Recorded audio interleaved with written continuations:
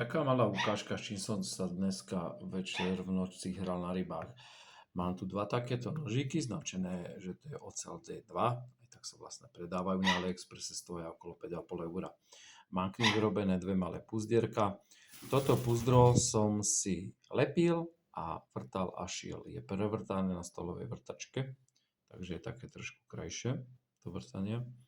A toto púzdro som včera narýchlo robil na rybách. Som ho penetroval šidlom a tieto tri vrstvy, kde sú tri vrstvy kože, to bolo ozaj náročné, ťažké. Tieto dve to išlo ľahko. Púzdro som si najprv vyrezal, zlepil, nafarbil som ho, ono ostane trošku vlhké a potom som ho poprepichoval a zašil. No, je tu nožík nejaký D2, sem tam je značený, tuším M390, čo nie je pravda, to je celé drahá, toto je taká lacná úplne. Poslova AliExpressová. Aj som to na tých rybách brúsil a ukážeme si trošku ostrosť.